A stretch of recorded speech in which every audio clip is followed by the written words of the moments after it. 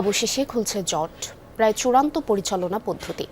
শাহবাগে super specialised হাসপাতাল চলবে কোম্পানি আইনে। দ্রুতই গঠন করা হবে আলাদা পরিচালনা পর্ষদ। শুরু হবে জনবল নিয়োগ, কর্পোরেট ব্যবস্থায় চলবে এই হাসপাতাল। নিয়োগ পাওয়া স্বাস্থ্যকর্মীরা প্রাইভেট প্র্যাকটিস করতে পারবেন না। স্বাস্থ্যমন্ত্রীর আশা, বিশ্বমানের সেবা সুবিধা মিলবে এই হাসপাতালে। হাসান মিসবার রিপোর্টে বিস্তারিত। সিলন টি রপ্তানিতে শীর্ষে। সিঙ্গাপুরের একটি হাসপাতালের আদলে তৈরি প্রতিষ্ঠান সুপার স্পেশালাইজড হাসপাতাল নির্মাণ শেষে বাংলাদেশ সরকারের কাছে এটি হস্তান্তর করে দক্ষিণ কোরিয়া। এরপরই শুরু হয় দুর্নীতি আর অব্যবস্থাপনা। এভাবেই প্রায় 4 বছর ধরে অলস পড়ে আছে 1,500 কোটি টাকার হাসপাতালটি। নতুন সরকার আসার পর নেওয়া হয় উদ্যোগ, সংশোধন করা হয় বাংলাদেশ মেডিকেল ইউনিভার্সিটি আইন। এটি এখন পরিচালনা করবে আলাদা বোর্ড অব ডিরেক্টরস, যেখানে থাকবেন হাসপাতাল পরিচালনায় অভিজ্ঞ ব্যক্তিরা। আগামী সপ্তাহেই হতে পারে বোর্ড গঠন।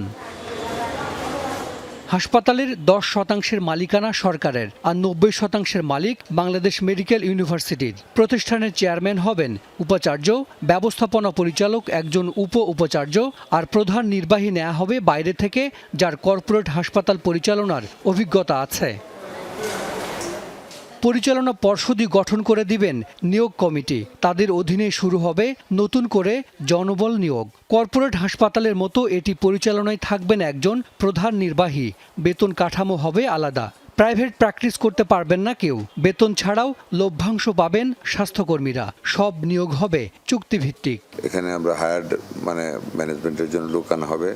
It will be completely separate unit. It will be a super specialized hospital. এখানে অন্য কোনো কিছু, এটা প্রফিট আর নট প্রফিটে হবে।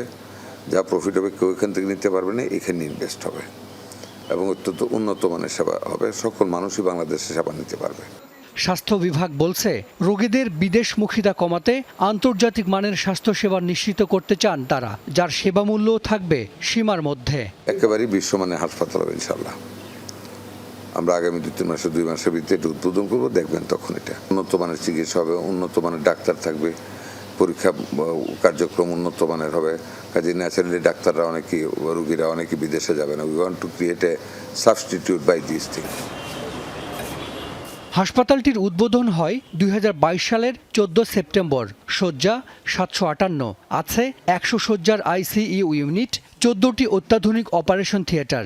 বিশেষায়িত সেবার জন্য রাখা হয়েছে লিভার, কিডনি, কার্ডিয়াক সহ 5টি সেন্টার।